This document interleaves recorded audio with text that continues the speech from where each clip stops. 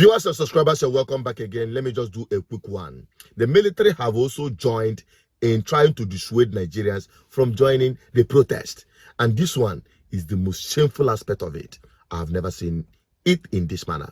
Take a look. I will say that for us in the military, the Constitution is clear as to how and when the military get involved and our responsibility to the nation. On the other hand, I will further say that while citizens have a right to peaceful protest, they do not have a right to mobilize for anarchy and unleash terror. It is easy to see that the contemporary context of the planned protest is to shadow the happenings in Kenya, which I must say is violent, and add that it remains unresolved. Already, we have detected some unscrupulous elements bent on hijacking the planned protest with the aim of making it violent. Many are therefore following in ignorance. For instance, there are indications that if you possess a smartphone, if you possess a car, if you possess a shop, if you own a house, or even use air condition in your house, you have been labeled a target. Other targets that have been labeled include places of worship, businesses, markets, ethnic groups, and members of other political parties, among other items and areas targeted. Accordingly, the level of violence being envisaged can only be described as a state of anarchy. The armed forces on its part will not stand by and allow anarchy to befall our nation. This is because we have seen wars and have witnessed anarchy. Can you imagine? Now, phone users, if you have motor car, if you have air conditioning in your house, you are now being targeted by protesters to destroy your data. They are now looking at anyone that can feed himself once in a day in Nigeria as potential criminals that are bringing bad governance. That is what this man is trying to tell Nigerians. What a shame.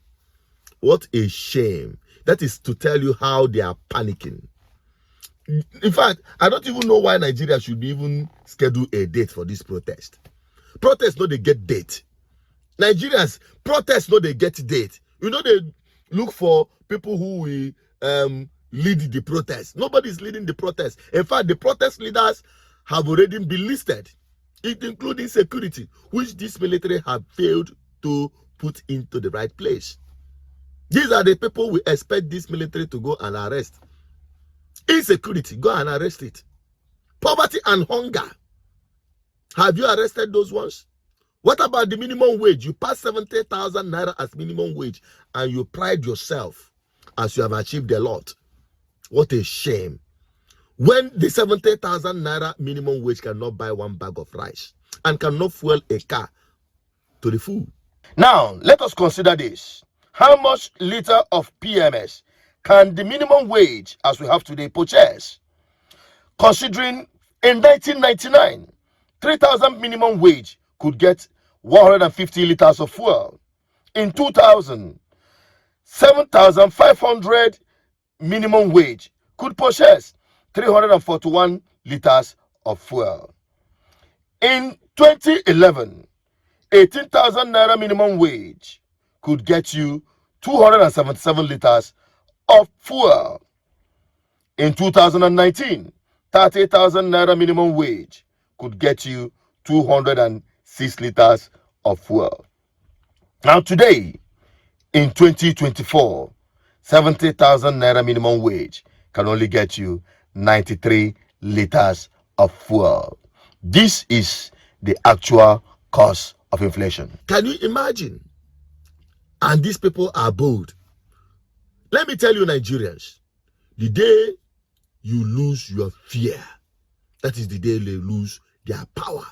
And ultimately, I want to tell the Nigerian security operatives, the forces, the armed forces, whether police, whether army, whether civil defense, whether anything you call yourself as a security operative, the protesters are protesting on your behalf and on the behalf of your children who couldn't have quality education, who couldn't have proper health care service delivery. They are protesting on your behalf, who couldn't take proper salary.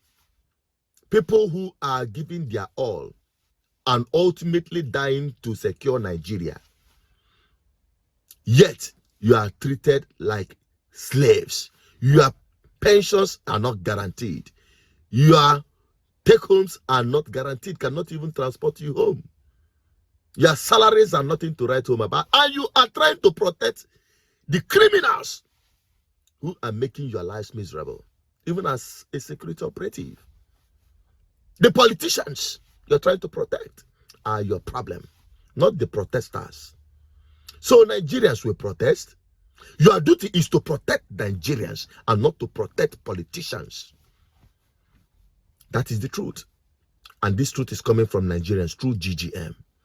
And as the advocate for good governance, Nigerians must protest, and GGM endorses it. It is their right. And all you could do is to protect the protesters.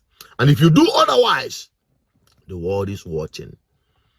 The biggest sponsors of violence when it comes to protests in Nigeria is the government.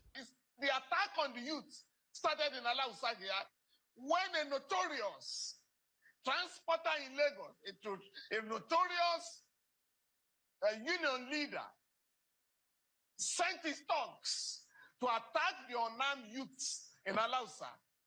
They overpowered the thugs, but the police did not arrest or charge them.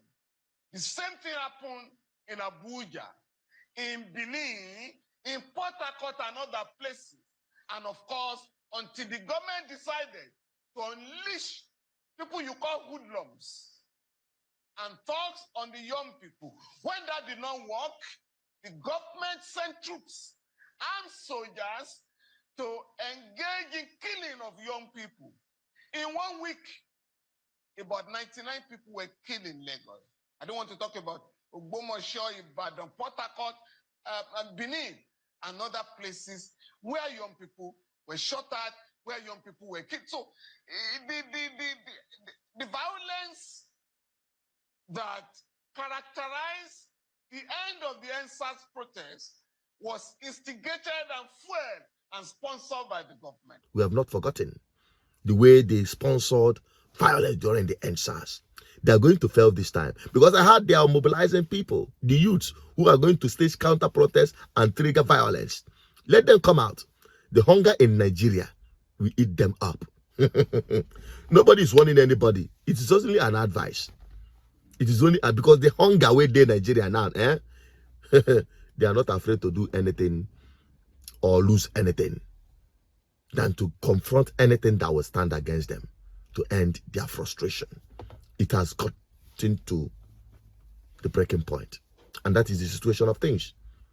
So please, Nigerians who are watching, will you be part of this protest? Let's have your opinion on the comment section. I still remain Asuchino Peters, the advocate for good governance. Bye-bye for now.